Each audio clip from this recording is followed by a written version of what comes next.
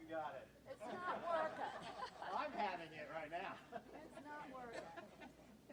So we're going to have to, we've been busy revamping our program. And tomorrow we're going to show more on the DVD instead of today because that's part of the problems here today. And tomorrow's going to be exciting because we're going to do a lot of show and tell as well as an extra bit on the DVD. So if you're limited in energy, space, time, resources, and you want some gardening to be doing, then tomorrow's the one that you want to, you can skip all the rest and just come tomorrow, because that's why I came to camp meeting, to show you what I'm going to do tomorrow. All the rest is just fluff and fill, really. Now, some of you have asked about contacting, particularly Sue, and this the emails for both of us are on the screen, and I'm having to figure out how to use this, so give me one moment. That hopefully does it. Does it? We'll do it well enough? I don't know. There's some way I should be able to see the same thing you're seeing. And we're not. So forgive us. I was going around taking pictures of gardens, and I don't know how to turn this around for you. But I just couldn't pass up taking a picture of that sign. Caution, church zone. So I just threw in that. I wanted to share it with somebody. Now, if you're a beginning gardener, there's something I would have liked to have known 40, 50 years ago, whenever it was I started gardening, and that is what is in this syllabus. And I've tried to put in everything I could think about that would be practical to know about gardening. And so if you haven't gotten one, I strongly recommend you pick it up at the ACBC. And if you had to pick up one book that was on the table over there and have in your library as a beginner gardener, this is what you want. Next year, if they have us do a gardening class, we may be able to break it up into beginners and advanced, or a longer session or something. But Garden Answers from Rodell Press is an excellent resource for you. I don't know what the tie-in slide is here, but catching up a few things of people who have questions after the meeting and before the meetings, so I'm going to cover a lot of them. Yesterday we talked about the soil test, and if you get a soil test, someone handed me one today and said, can you decipher this for me? In the syllabus is a page that shows you how to convert the recommendations that they give you per acre. I don't know how many of you garden per acre. I don't. And I got this little plot, this 10 by 10. And you want to convert the per acre recommendations to my 10 by 10 100 square foot plot. In the syllabus is an easy to function computation for that. And so don't ask me that question. Just check the syllabus, okay? The other is how to determine if a wild plant is edible. That's in the syllabus. How to store eggs for months without them going bad, or find out if they are bad very easily without breaking them open to find out. How to make charcoal. Will a pickling cucumber cross with another cucumber? What about a squash and a cantaloupe? Will they cross? How far apart do I need to put things? That's in the syllabus. And when we talk about cluster planting, it works if the soil is good enough to support that many plants. You remember the 300 onions in a little bit of 15 square foot place? You can easily do that. And the reason I do a lot of that is because I don't want any soil compaction. I don't walk in my beds. And I don't let the dog walk in the beds. I don't let the dog in the garden if I can help it, right? But, it's don't walk on the soil where your plants are planted or beside them, because it just makes it so that you're destroying the soil life and compacting the soil so the water doesn't go in as easily, so that the air is not in there as easily. So avoid walking around your plants. That's one reason I grow in clusters. Also, it limits the weed growth because it limits the sunshine. And you have a canopy there. They support each other. They create their own little macro environment. The water doesn't evaporate as easily because the sun isn't hitting the ground as much. You don't have to travel down 200 feet of onion row to pick an onion over there. You just got them all right here. So it's a lot easier to get around your garden. They support each other so you don't have as much pest problems. And I don't know what the last one is. There we go. You don't make as many mistakes in amendments. Why? Because you portion your garden in 5 and 10 foot increments so that when you do the math, it's easy to do the math. If you make your beds so that it's 18 feet or 17 and a half square feet and then try to do your math, you're really into needing a younger person. Like with your phone. All right, we talked about crop rotation. I said I really don't rotate my crops. And why don't I rotate my crops? Well, I actually do. And here's the quote we had yesterday that I didn't point out to you. The underlying part, the land should be allowed to rest, and then the crops should be changed. So every 7th year, you can change. Why? Because some crops build up a toxicity to themselves, like cauliflower. And after a while, cauliflower won't grow where cauliflower has been growing. So you want to change. And it depletes the soil of a specific nutrient that particular vegetable likes to have. And so you need to change. And when you change the entire family. Don't put a broccoli where cauliflowers were growing, or your kale where broccoli was growing. You understand? You put something completely different, another different family there. Did I miss something? How does it happen? Anybody have an idea what that means? Oh, yeah, that was the first slide of the program. But let me, a couple questions that came to me. Can I put my seeds in the freezer? And the answer is yes. It's a good place for them, but not until you do the hammer test. Because if they have too much moisture in them, that when you freeze them, what will happen? Right, and they'll be no good. The hammer test is if you hit the seed and it shatters, it's dry enough. If it goes kunk and smashes, it's not dry enough, so don't put it in the freezer. So that's also in the syllabus. Another one was, how do I thin my carrots and my beets?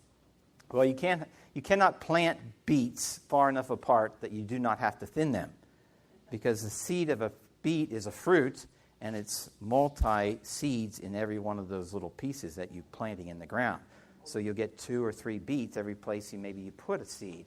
So you have to come back and thin them, because beets are not self-thinning. Carrots tend to be self-thinning, but not really, truly. So you separate the seeds as much as you can, but you know how tedious that is. It's a lot easier to come back with a nice pair of sharp, small scissors, and without then disrupting the roots of ones you're wanting to keep, you just go through the scissors and cut them out every few between the ones that you want. It's very simple. Okay? And that covers, I think, all the catch-up that we need to do. Sue, are you ready? You want to take a few moments here, and then I'll go ahead and I'll get your material onto the screen, hopefully. We believe in miracles, don't we? We depend on them. Okay, nice to see everybody. I find that what we're doing here is dovetailing so well. My intent is to motivate you to start looking at organic food, to really examine your food supply. And if I can motivate you to do that, then Mark is the expert on growing it. So this is exciting for me to be a part of this. Yesterday, I passed out this sheet called Money Spent by Corporations Opposed to Mandatory Labeling. And I just wanted you to see how much money we're talking about. Millions and millions of dollars. It's just amazing. Something's not right. Like the Bayer Corporation spent almost $15 million to prevent us from knowing which foods are GMO'd. It's really, really, really bad. I want to tell you what just came over my computer this morning. How do I get it? I thought we were done with it. Have you heard of the DARK Act? Who's heard of the DARK Act? Then you're very well informed. All of you need to become informed in this. It stands for DARK, Deny Americans the Right to Know. The DARK Act. And Monsanto has been trying to push that through Congress. Push. It was defeated twice, the last time within the last 3 weeks. Just slide it over. And we thought, finally, we're getting a break. Oh, no. Oh. You see, there's a deadline to this. There are 3 states now that have voted to mandate GMO labeling. Vermont was the first. Now we have Maine and Connecticut joining Vermont. Vermont starts mandatory labeling July 1st of this year. Thanks. So there is a deadline, and Monsanto wants to prevent that in any way they can. Why? Because they have a super billion-dollar industry. Why would they want it to stop? They sell the seed, the GMO'd seed. The GMO'd seed requires the herbicide. It goes together. And so they have a real vested interest to keep this going. Well, there's a new bill that was just proposed by a woman Democratic senator from Michigan. Some of you may know her. I don't know what her name is. I just remember that much about her. And she said, okay, let's have labeling, but we're going to make it so hard nobody will know what it is unless you have a smartphone. How many of you are really gifted on using a smartphone? Wow. You notice how many of us? How many put their hands up? Do it again. Look, 1, 2, 3, 4, 5, 6. You see? So all the rest of us, including me, are going to be in the dark because they're going to have these crazy codes. If this bill goes through, they'll have codes that require a smartphone, or they will have phone numbers that have to be called. I mean, how often do you go to the grocery store and call phone numbers? It's not going to happen. It's a bill that's designed to confuse people, to keep senior citizens like you and me, those of you who are seniors, it's designed to keep us from knowing what's in our food. It's designed to keep people living in urban ghettos. Do you think they have cell phones? Do you think the poor in this country have smartphones, I mean? Not very many. Not very many. Very few. The percentage is very low. So it's really designed to keep a lot of people from being informed. And hopefully it will become defeated again. And I want to tell you, I'm going to tell you later how you can participate. I just signed a petition online today. And that's what I've been doing all along, signing petitions, because we need citizens. Monsanto and our senators need to hear our voice, and this is the way we can do it. Yeah. What page are you on? Okay. I was on a handout that you don't have, Mark. But Oh. somebody asked me about this, so I thought I'd spend a minute explaining it, since we are not going to show the DVD today, the snippets, because we don't have the technology up here to do it today. So we'll do it tomorrow. Hopefully we'll have some equipment tomorrow. Yeah. I The think... question? That's a question is, has Monsanto been sold to Bayer? That has been on the drawing boards. I'm not sure if it's gone through yet. There was one gentleman here that was more knowledgeable. I don't think it's gone through yet. I don't know. I remember seeing it, but I don't know. Yes. I was too busy getting ready for this to know. Okay, I just wanted to run through this because a gentleman back there, very, very smart, bright man, asked me some questions about this sheet I handed out. And he said, all those products that you have listed, are they all GMO'd? No, but there are very few that are actually organic. Coca-Cola has, well, I'm going to tell you, Simply Orange. How many of you use Simply orange juice? Do you like it? That was my favorite for the longest time. And then I decided I was going to boycott Coca-Cola because they have spent so much money keeping us in the dark. I don't like that. I'm a rebel that way. So I decided not to buy Simply Orange. But I have found out since I boycotted it that they add chemical flavor packs to it. And that is going to be true of all your commercial orange juice, sorry. Unless it says organic on it, that's the way it is. In order for Simply Orange to be made, they store, oranges don't grow very long. I used to live in orange growing country in California. I would watch the trucks go down the road. The oranges were not orange, they were green. They'd be bouncing along, as they passed by my house. I lived on an orange orchard and an avocado orchard, for those of you who like avocados. We had avocados for every meal back then. But oranges have a very short time period when they're actually ripe. So they store them in these silos. They have to remove the oxygen from the silos, or the juice is going to become rotten. And when they remove the oxygen, the flavor goes with it. And so they have to restore it by using chemical flavor packs. Doesn't that sound bad? I think so too.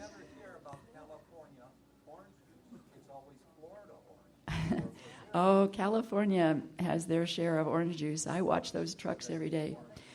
Okay, so going down the list, Bayer doesn't make food products. They make seeds and the poison to go with it. Coke does make Simply Orange, but it's not a good product. PepsiCo, they make one thing that is non-GMO, and it's called Naked Juice, but actually Naked Juice made a lot of false claims about their product. They were taken to court.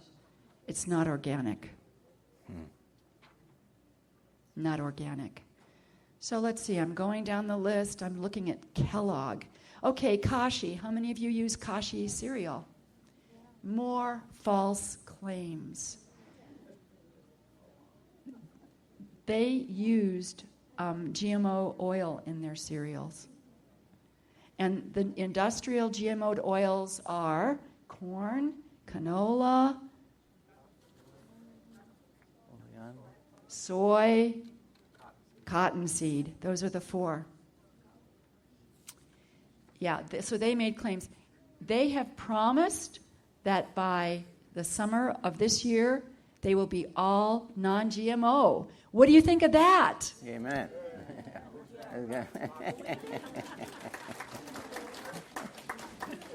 Yes. And you know why that's happening? Because of consumer demand. We are changing the picture of food in this country. Okay, Bare Naked is another product. It is not organic, even though we might think it is. It is using GMO'd oils. Green and Blacks, made by Kraft Food Company, that's candy, that is organic. That's about the only thing I've found on here so far that's organic. Okay, going down to General Mills. They have removed GMOs from Cheerios. They have removed food additives and all of that. So Cheerios are actually safe to give to your children. Hip, hip. Okay. Cascadian Farms has been bought by General Mills. It is organic. Muir Glen is organic. They do tomato products. So there are, so far, 3 things on this list. Green and Blacks, Cascadian Farms, and Muir Glen. I'm looking down. There is one other, Pam, made by Con Agri Foods. Pam Spray, they make an organic one. You've probably seen that. It's olive oil. And Wolfgang Puck makes most of his soups are organic. And there are 2 juices on the very last box from the Smucker's Company. Santa Cruz juice and After the Fall juice are organic. So that's it. Can we get copies of that?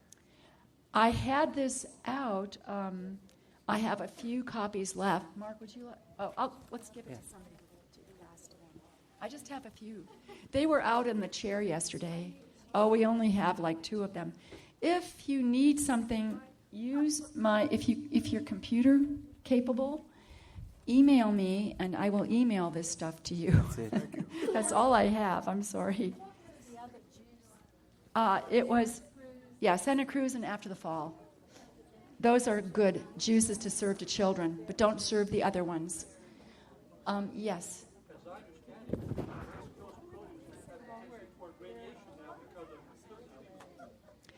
Oh, yeah, that's true. You want That's to true. say that again? West, the comment was because of Fukushima, when there was the falling apart of the radioactive, the reactors, that has been drifting to the West Coast since that happened. So that is a situation. That is a problem. Yes. I had read an article that spoke about whether your GMO whether your organic labeling is on the front, on the side panel, or the rear. It can mean different things. Is that for you? I know nothing about that. If you turn to the very back page of your handouts, you will see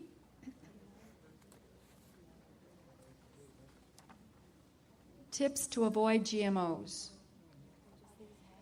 So Susan, the first one going down was green and black. Green and black is a candy. Right, I know. Yeah, it's a chocolate. The first one. That's the Are first any one. others? No, there were no other organic products on that. However, big business is buying up small organic companies because the fastest growing food industry in this country is organic. People want organic, non-GMO produce. And so it is being purchased by the big companies. At first, I thought it was being purchased so they would put them out of business. But that's not it. They want the profit. They know where the money is at, right? Yeah. Okay, so these are the tips to avoid GMOs. Buy organic. It has to say organic on it. It can't say organic soybeans. Cliff Bar does that. They say made with organic soybeans.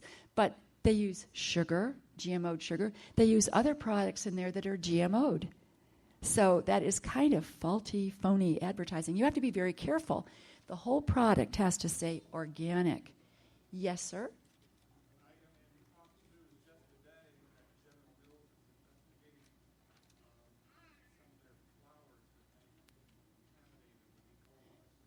Okay, there was a comment. General Mills is investigating some of their flours that might have been contaminated with E. coli. Okay. Okay, let's look at tip number 2 for avoiding GMOs. Look for the non-GMO project seal. How many know what that is? How many have their handout, or at least have one? Because most of you had a handout. I did get about 6 people emailed me yesterday, and I sent them this. If you don't have one, email me at sueblake@mindspring.com, and I will send you an attachment, okay? But the non-GMO project seal is blue with a butterfly on it, and it says non-GMO project seal.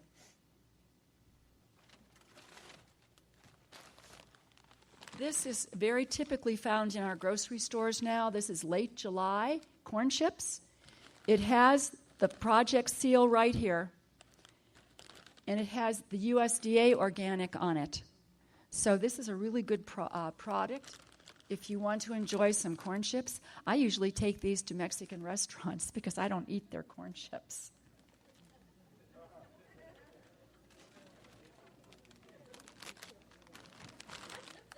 I carry them in a little bag, kind of concealed. And then when we get the guacamole, I'm enjoying it. Yeah, conceal and carry. There's more than one way to do conceal and carry. This is Skinny Pop. I'm seeing this in all the grocery stores now. This is another non-GMO, and they put it in big letters on there as non-GMO. But it's good stuff. Trouble is, all popcorn is non-GMO. The trouble with it, however, is that they cook it with the 4 industrial oils. Corn, canola.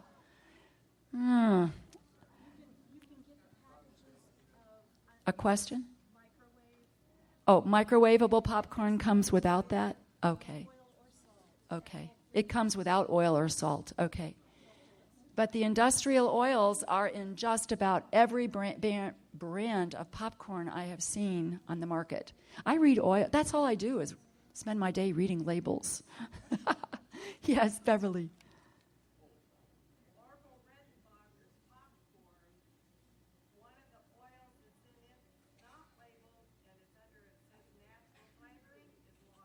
Oh, please. That's a good point. Just totally ignore the word natural. It means nothing. Legally, anything could be natural. I have seen products where they say natural flavors. They're chemicals.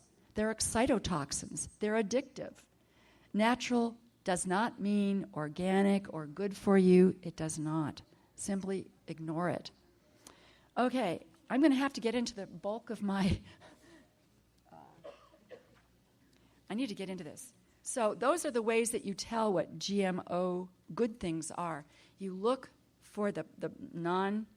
excuse me, the non-GMO project verified symbol, or you look for the word organic, and it has to cover all the ingredients in it, not just one. And I also included on the back of that page, you'll see some of the at-risk ingredients: mannitol, vegetable oil, corn syrup, malt, stearic acid, inversol, inverse syrup, soy lecithin. These are all things made with those 9 genetically modified foods that are on the page before it. So start familiarizing yourself with this. I just look for the label organic. I'm very lazy. I don't go through all these. Okay, we were looking at allergies yesterday, and that's, Mark, I think that's on page 4. And I just wanted to point out a few things about allergies. I told you at the beginning that allergies are one of the chief signs that you are having GMO problems. The other is gastrointestinal problems. I'm going to speak to that for the next 2 days because it's big. Almost everybody in this room probably is experiencing something wrong with their GI tract, whether it be gas, bloating, whether it be diarrhea or constipation, whether it be pain or irritable bowel syndrome, whether it be leaky gut syndrome and candida. All of these things you're going to find out some help for. And we're probably all experiencing them because we're all eating the same foods. What is Big Ag doing to our food supply that this is the result? That will be what we're going to discuss the next 2 days. Okay, allergies. Look at the first point, if you have that on page 4. I'm going to try to use this. I'm not there. Where are you? On the top of the 4? Oh, this is not working now. I had it working earlier. Nothing's going right today. And everything gets banked. This is the little dot that determines it. I have another one. Maybe it will work.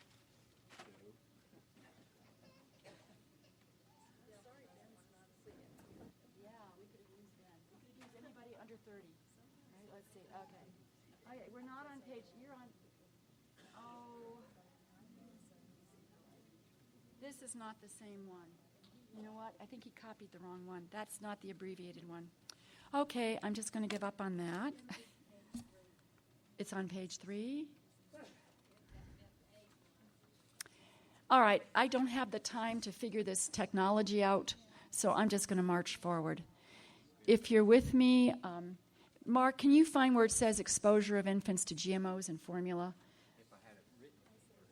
Well, I do have it right here.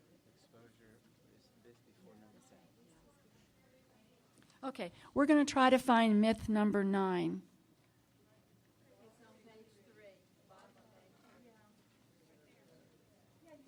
Okay. I want to keep going. Yes, I'm going to put down the microphone. See, now, I don't know. Here. Hold the mic my in one thing. hand, Oh, dear. not the pen. Ta-da. Okay. Oh, that's another pen. Pen won't work, right? Yeah, this does work. It just worked, yeah. Okay. Living in the U.S. significantly increases your risk for allergic diseases from the Journal of the American Medical Association. Let's find out why. Can we advance it, Mark? Yeah, advance the page. We're going to try to work this out. Okay. Most food allergies are caused by a reaction to a protein. The DNA contains instructions for making proteins. Genetic engineering changes that DNA. So the result is allergies. Okay. The World Health Organization has set criteria to minimize the likelihood that novel GM proteins will cause allergic reactions. The genetic, see, yours is going to read, this is not the right one. This one is the big one. I had a big one and I condensed it. I gave you the condensed version. But you will see this. The genetic engineers who develop the novel proteins are to compare them to a database. GM corn, soy, and papaya fail to meet the WHO criteria. So they don't even meet what they're supposed to. Keep scrolling a little bit, because this is all the stuff I left out. Okay, right there. To rid the body, and this is going to be incorrect, to rid the body of GMOs, doctors and pediatricians propose this timetable. To rid the body of GMOs, it will take 1 to 2 years. Actually, that should read 1.5 to 2 years for GI problems. So if you are suffering from any kind of GI imbalance, it will take 1.5 to 2 years to overcome that. And it means you have to get GMOs out of your body, out of your life, for that amount of time. Now, allergies are a little faster. This actually should not read that. That's a little, it should read 2 to 4.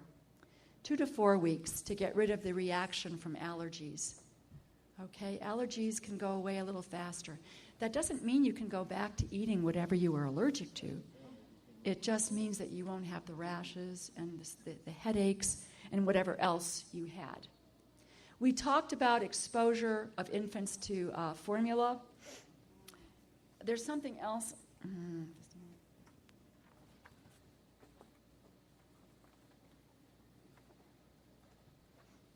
There's something else I wanted to share.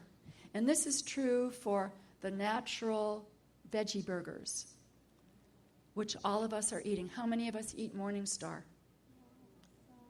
Those are GMO'd. All of Morningstar products are GMO'd. Don't look that way, Wanda.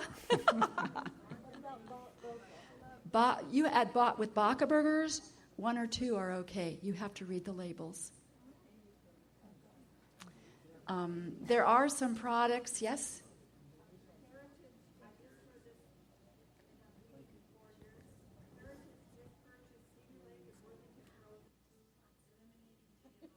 Good for them. So the comment was that Heritage has purchased Worthington and Cedar Lake. Oh, the frozen products, and they're going to eliminate the GMOs. Okay. So that's nice, but right now, everything that Adventists eat is GMO'd. And we thought we were the healthiest people in the world. No. So we are suffering. That's why I say we're suffering from the same diseases that the rest of the country and the world is suffering from. And I wanted to tell you why. Not only are the soybeans GMO'd, but how many of you remember when there was a big concern about whether soy caused cancer? It was determined that it was the soy isolate protein that caused the cancer, not the soybean. And the soy, you're right, the soy isolate protein is in everything. The way they make it is not good either. I used to work in a lab. I was a research lab for a while, in a research lab. And we used hexane and we used acetone. And we were told when we use those, put gloves on, don't touch them, don't smell them. They cause either cirrhosis of the liver or they'll cause other kind of damage. So what they do with the soybeans is they give them a bath in hexane and acetone because they are wonderful solvents. I use these all the time in the lab because you can draw out what you want to draw out, and which in this case would be the soy isolate protein. So this is in all of these natural burgers that you and I have been feeding our families for 10 years. So you make your own tofu? That's okay? Tofu comes organic or non. It will say organic on it. Yeah. Okay. He's saying, can you make your own? You're going to have to make sure you Oh, you have to buy organic soybeans if you're going to make your own tofu. Yeah, yeah. And that's why I said, even in organic baby food, some of this, some of the things that they put in organic baby food, I'm just going to move this back because I can't do this. I keep hitting it with my we have the wrong thing on there, so, okay. I'm sorry, this is terrible today. But in organic baby food, they put lecithin or perhaps DHA from algae or perhaps some other omega-6 oils, ARA oils. All of these are put in that same bath. So even organic baby food is not necessarily organic. And the reason why they can get away with that is because the law, the regulation states if the company cannot find the organic soy lecithin, they can use the commercial soy lecithin and not change that label. So even baby food is not particularly safe. Now, I've got so much to talk about. Tell me exactly how much time you want me to have. How about 6 more minutes? Oh, man. Okay, 6 minutes. I'm going to be galloping. When Monsanto first came out with glyphosate, it was pure glyphosate. You already know that they do not have to do testing. There is not mandatory testing. They can do testing, but it's voluntary. So they do it. They have learned that you do not do short-term testing. You do not do medium-term testing. You do short-term or you do medium-term. You never do long-term because that's when disease shows up. Okay, for example, one of the problems with GMOs is that it causes infertility in the lab animals. Now, you can't prove that until you have a generation or two of animals. That's going to take long-term testing. But they were wise enough not to do long-term testing, just short and rather short medium-term. Okay, so when they first came out with glyphosate, they did the testing. And it was, this kind of faulty testing so that they could say to the FDA, oh, this stuff is just fine. It causes no problems. However, today we have what's called formulated glyphosate. Glyphosate is not just pure glyphosate. When you look at that Roundup, it comes with many other compounds, doesn't it? Many other chemicals. And it has been found that formulated glyphosate, and if you have your handout, it's underlined, formulated glyphosate is 1,000 times more toxic than the pure glyphosate. In South America, a public health crisis has emerged involving farm workers because of the aerial spraying of Roundup. It has caused birth defects to quadruple. Childhood cancers have tripled. There have been significant increases in miscarriage, adult cancer, genetic damage, toxic liver disease, kidney failure, neurological problems, allergies, and respiratory disease. Now, my friend Daniel, whom I had as a 4th grader, was here the other day. Is he here today? Is Daniel here? Daniel was one of my favorite students. He just graduated from Southern. And he asked me a very interesting question. He said, do you think that the rise of homosexuality is related to GMOs? And I said it could be, because that is an endocrine problem. Yeah. So let's look at endocrine hormonal disruptive chemicals. Glyphosate and formulated glyphosate are endocrine disruptors that exert their effects at low doses. And I want you to hear me out on this. Low doses. When Monsanto did its research, its testing, it did not use low doses. It used higher doses. That makes sense, doesn't it? You would use doses that are similar to what we would eat, you know, what a rat would eat in proportion to his body weight and so on. So they used low doses. Low doses have been found to cause cancer and miscarriage, very hormonally related. A study of Canadian farm families found a high rate of miscarriage and premature births associated with male exposure. So it's doing something to the male's DNA. And if I get to that, I hope I will get to that place today because I want to tell you something else.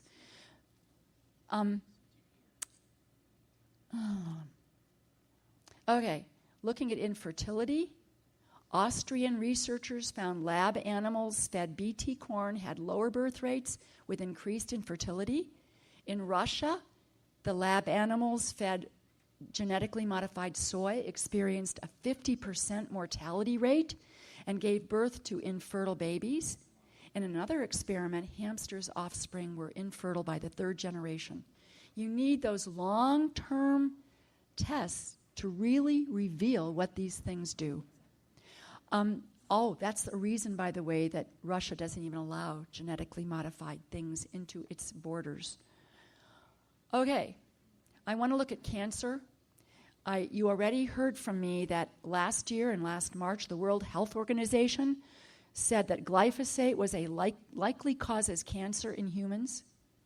The International Agency for Research on Cancer, IARC, declared glyphosate to be a probable human carcinogen. So major health organizations around the world are saying this stuff causes cancer. And I want to get to this because this is really important for women. Where do I have it? I think I have it on another page. Hopefully we'll come across it. Okay. Okay.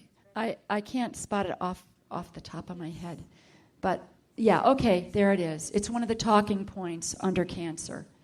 Okay, look at the first talking point. Glyphosate in 2015, that was just last year, was cited as a cause of non-Hodgkin's lymphoma. One of the causes. And that came out of the New England Journal of Medicine, very prestigious magazine. Look at the second talking point. Glyphosate increased the proliferation of estrogen-dependent breast cancer cells. And this is in small amounts. Small amounts. I'm going to skip down to the next talking point because it's kind of interesting. Anybody here? Huh? Then it's last right one. here? Okay. One more. Anybody here in the Vietnam War? Do we have any veterans here from the Vietnam War? Sure. Okay. Agent Orange was used. And one of the active ingredients in 2,4-D, which is another name for Agent Orange, was dioxin. Dioxin is a chemical second only to radioactive waste in its ability to kill. And that was in Agent Orange. Now, because of the resistance of weeds in this country, we have caused a vast amount of weed resistance.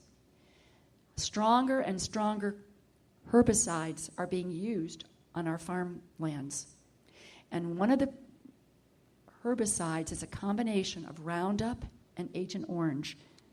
It's called Duo Enlist. Let me tell you what Agent Orange did to our vets. It appears to mutate the DNA of any child conceived by a man who was exposed to it. In my family, I told you we had an officer who was exposed to it, and he had a spina bifida child. Look at the birth defects: spina bifida, encephalitis, cancer, infertility, autoimmune disease, musculoskeletal problems like MS, abnormal brain development, endocrine disorders, Parkinson's, and so on. This occurred in the children of Vietnam after that war, the children that were born, the people that were exposed to it. And it seems to have come through the mail. It is believed that Agent Orange caused 60,000 birth defects. Okay. 600,000 birth defects. Thank you, Beth. Now, the next statement there I have is the EPA approved Dow's Enlist Duo in 2014, but guess what? Because of people like you and me that rose up, that got on the computer, that signed petitions and said, we don't want this, they have temporarily withdrawn it from the market. Amen. Good. Yes. I want a handshake, applause for that. Yes. Yes. Thank you, Sue. So, I will tell you tomorrow how you really get involved, because you need to, you must, or to stop this insanity. Thank you, Sue. Thank you very much. Let's give her a hand. It's an incredible amount of preparation that she's went to share these things with us, and we can tell that you picked the right profession, being a teacher. Yeah. God picked it for me. Actually, I was going to be a doctor. You would have been a good one as that as well. No, I would have ended up being a naturopath. In 1950, I've worked on 2 dairies. In 1950, just before I was born, a cow produced about 14 and a half pints of milk a day. But through selective breeding and help of hormones and antibiotics, 2005, average cow produced 120 pints a day. And of course, they give female hormones to cows to make the mammary glands work that well, and people drink the milk. Just think about that. All right, today we're going to talk about nutrient-rich food. How does it happen?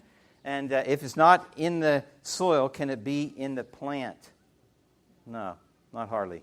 Supposedly, plants need 17 essential nutrients. However, a tomato nutritional profile includes 56 minerals and trace elements.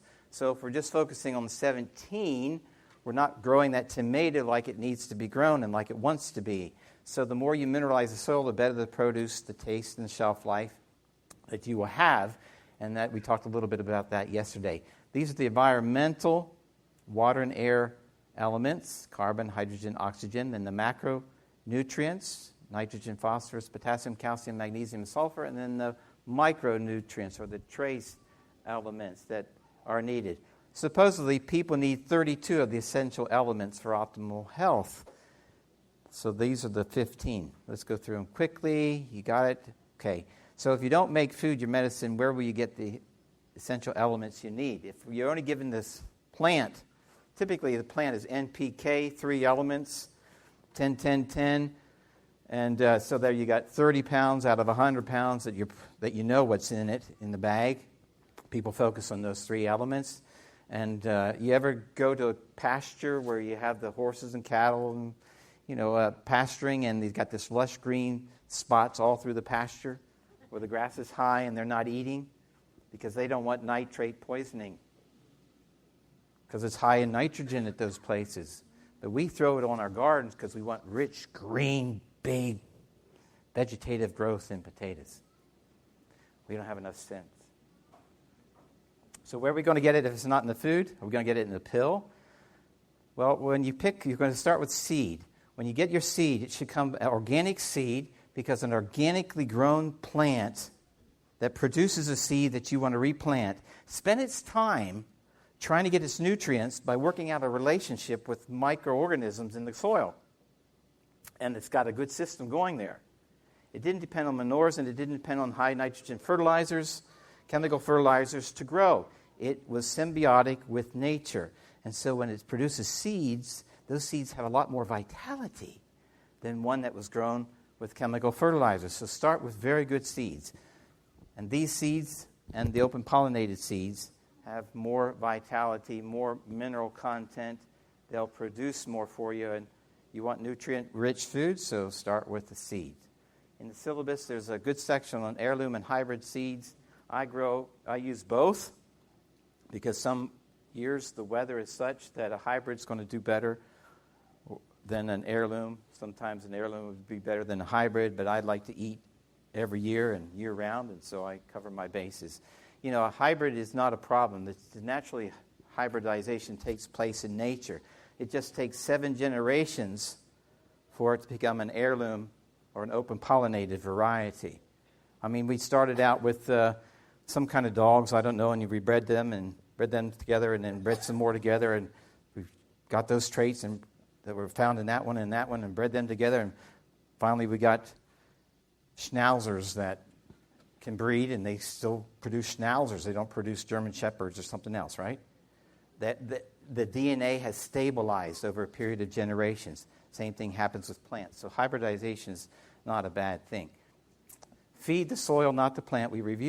It's a review of what we've done, but it's important because the plant takes what it needs when it needs it and wants it. So feed the soil by amendments based on the soil test. Most soils always need calcium and carbon. How do you get those things in the soil? Well, one thing is cover crops. Amendments. Secondly, use cover crops, and I'll get to that in a moment.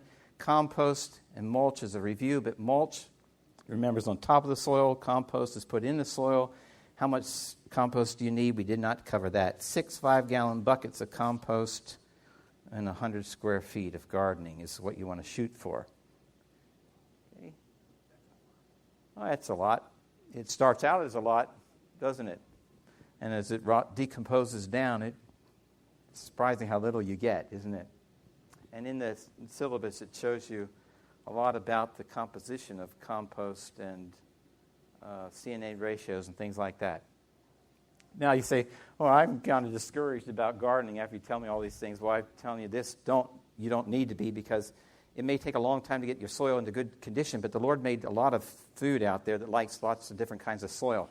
So if you got poor soil, grow beans and beets and carrots and parsnips and peas and radishes. If you got fertile soil, you can start with broccoli and corn and lettuce, melons, peppers, squash, and tomatoes. If it's alkaline, grow those. If it's acidic, you can grow those. So there's very little excuse in terms of, "Oh, my soil's not good for a garden." It could easily be good for a number of things. So try the things that match your soil based on your soil test. Cover crops provide green manure when you till them under in the growth stage. It reduces competition from weeds, minimizes erosions, prevents the minerals from leaching away, breaks up the soil with root growth. It's super to have cover crops. What kind do you have? Alfalfa, buckwheat, and crimson clover are my 3 favorites. There's quite a few, and there's a number mentioned in the syllabus. But an alfalfa plant at 4 months old can have roots that are 4 feet deep. If it's 2 years old, the roots can go down 10, 12 feet deep. And when they go down, they're bringing things back up. And that's what you want in your garden. Same thing with the weeds. Take the tops off before they go to seed. Use the weeds for your mulch. You can do the same thing with your cover crops. Use them for the mulch on that land. Buckwheat can mature every 28 days. You can till it under, plant another crop every 28 days, 30 days. Have a new crop of buckwheat. And I grow crimson clover because it's so pretty. And my wife has honeybees, and we're always planting something for the honeybees. Okay? So tomorrow we'll have a good time for question and answers. Today, let me get through a few things, okay? The soil is a bioelectric generator and storage battery. Energy is packaged in 2 forms, anions and cations, which are also used to describe 2 types of fertilizers and 2 types of plant growth. Anionic growth is the vegetative. Cationic growth is the flowers, fruit, and seeds. So in your syllabus is a list of fertilizers that match the type of growth that you're wanting to accomplish at the stage. So you wouldn't want to put an extra dose of anionic fertilizer on a plant when it's going to flower and fruit. So that's why that's maybe an important thing. But energy is produced when anions and cations come in contact with each other. It's negative and positive, and it creates a resistance, and plants live off that resistance. They do not need soil to grow. They grow in water, right? They grow in air. All they need is that electrical resistance, and that's basically what they're living on. Soil provides the medium by which it can happen. Now, the importance of carbon, and some of you may have heard or read about biochar. Here's an empty bag of it. It's basically charcoal. That's one reason in your syllabus where I talk about making charcoal was in the context of eating a poisonous plant. When you're trying to learn about edible wild foods, I thought it was important to have that in there. But you can make charcoal and put it on your garden to increase the carbon. And remember from our soil sample times, the CEC score is really, really important. And that's carbon is what you need in the soil. Holds your nutrients. What about wood ash? Wood ash is good. And in this, there's a page where I give you the elemental aspect of wood ash. And it depends on the wood that you're burning to get it. But it's good for potassium and alkalizing your soil. But you can overdo it because you're putting too much potassium on in relationship to, potash in relation to a phosphate, and then you get dandelions growing or something like that, So you have to be careful. Let's just skip around here a little bit more. This is important. Too much water, low bacteria activity, or an insufficient, poor combination of elements in the soil means less ergs and the plant doesn't reach its potential. That's why cover crops and mulch and compost are so important. All minerals except nitrogen go into the plant in phosphate form. And nitrogen causes minerals to move, making them easier to be picked up by phosphate, which doesn't move very much in the soil. So if there's not enough phosphate, nitrogen brings in extra water. And the quality, the sugar and mineral content of the fruit is lowered, right? It's got more water there. And it won't last as long. Won't keep as well, won't taste as good. So you need to have a balance of the elements. Phosphate, phosphorus and oxygen, acts as a catalyst in making sugars and photosynthesis and carries minerals into the plant. And when the sugar and mineral content is high, that's what you're trying to accomplish. That's why we mineralize our soils. And over the season, phosphate colloids and carbon complexes migrate up, calcium goes down, which is the reason we flip the soil by spade or moldboard plowed. So we reverse the position of those elements in the soil.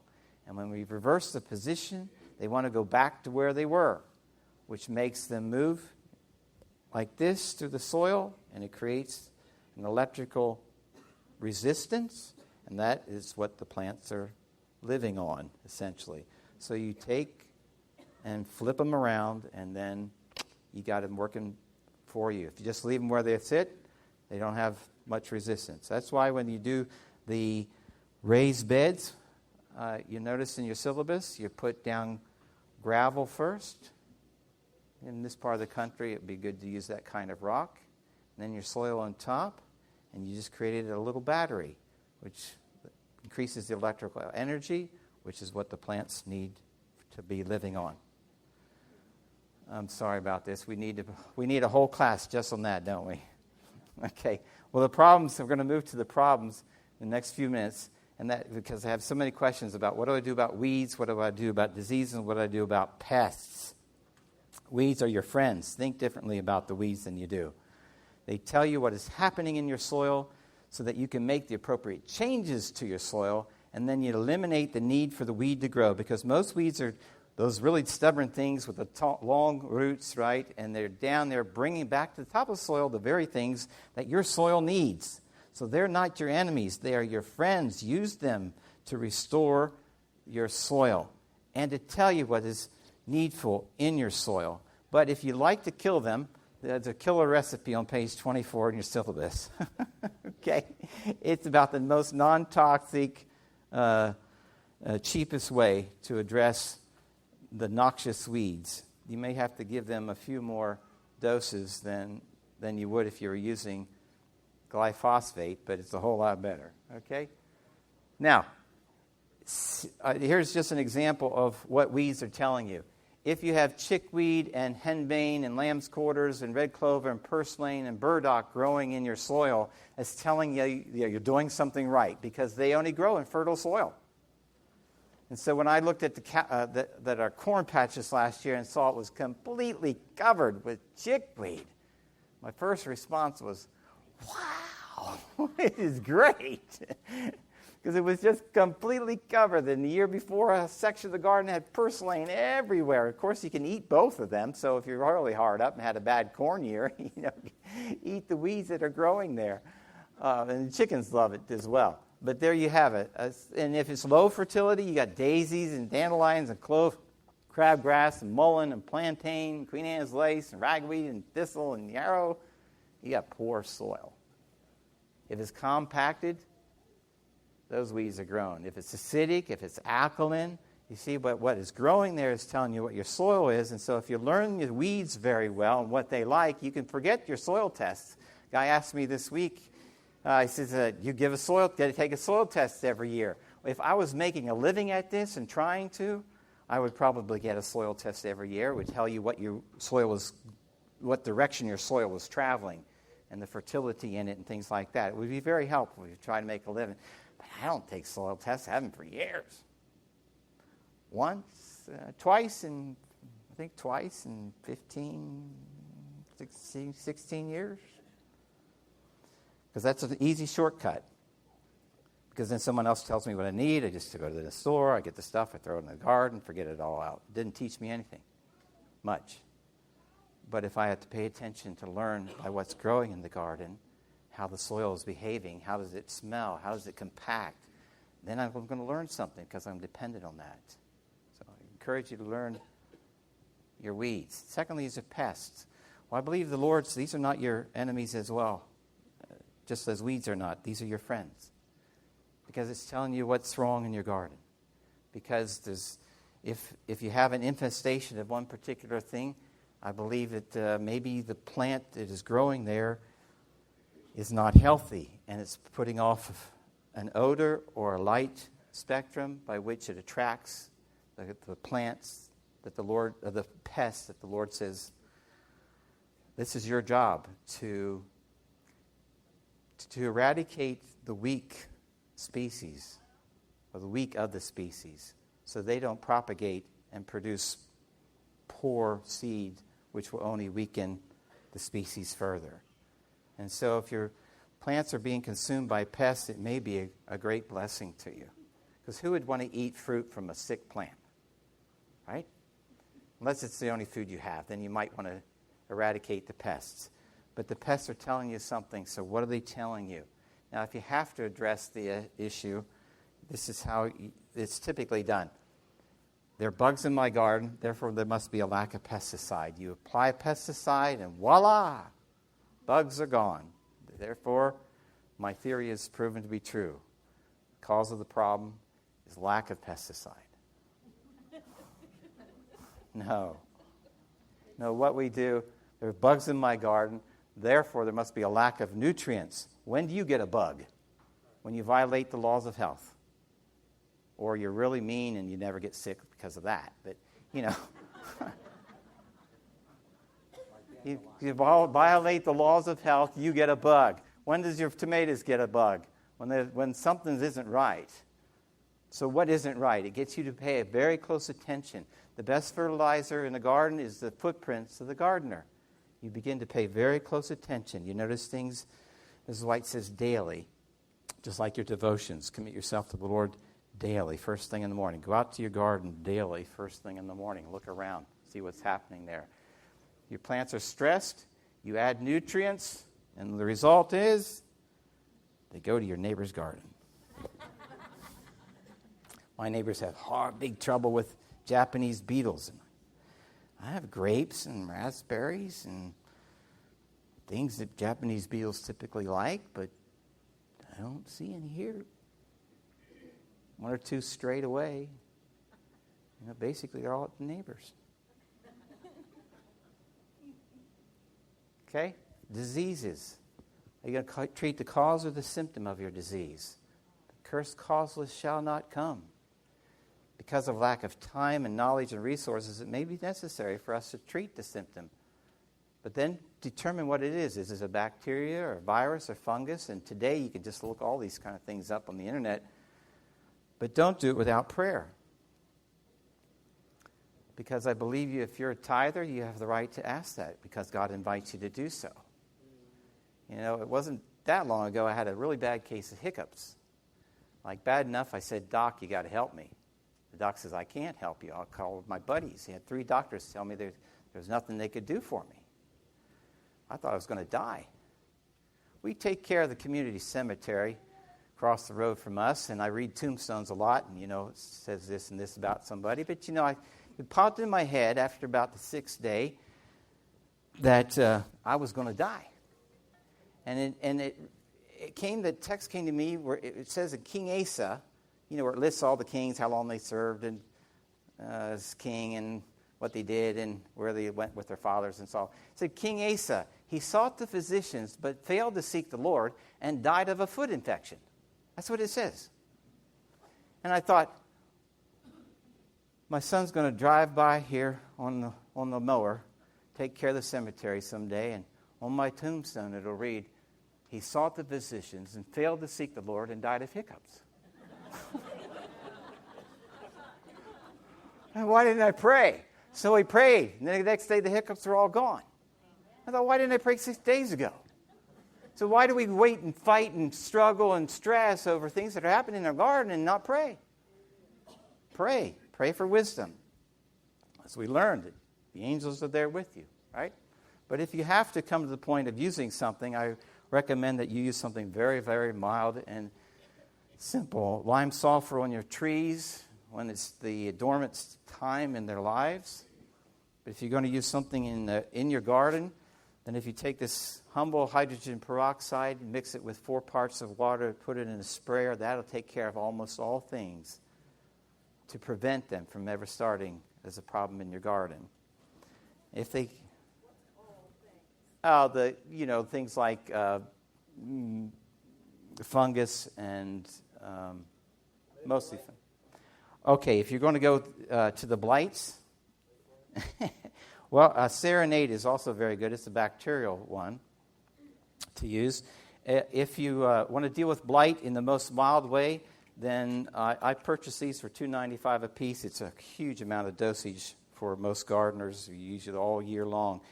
It lasts you a year. You put that with your hydrogen peroxide. It's Actionovate, and I bought about 20 or so, and you're welcome to purchase those. Actionovate. It's in the syllabus. You put that in with your hydrogen peroxide. That takes care of preventing most of the blights and that kind of stuff.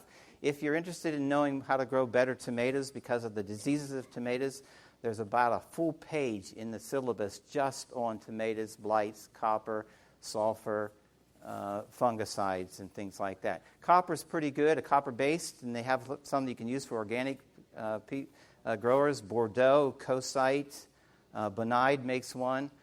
Copper is probably better, but copper kills all bacteria. Mycelium, it just kills things. It can kill tissue, too.